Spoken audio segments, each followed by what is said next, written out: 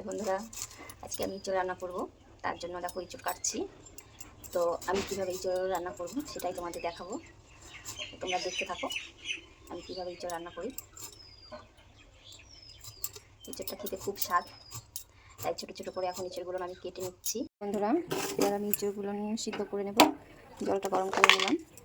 এবার আস্তে আস্তে ইঁচড় আর মাঝারি সাইজের দুটো আলু কেটে নিয়েছিলাম, ওটাই এখন সিদ্ধ করব। এই দেখো বন্ধুরা, আমি সব গরম জলের মধ্যে আস্তে আস্তে ছেড়ে দিচ্ছি।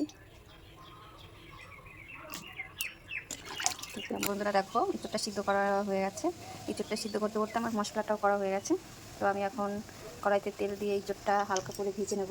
আমি একটু তেল দিয়ে হালকা করে ইঁচড়টা ভেজে নেব।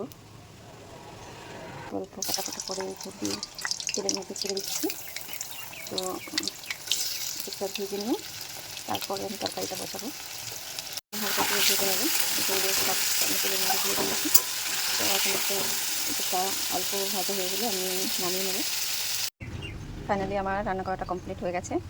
তো তোমরা বলো দেখতে কেমন লাগছে। তো তোমরা আমাকে কমেন্ট করে জানিও আমার রান্নাটা কেমন হয়েছে।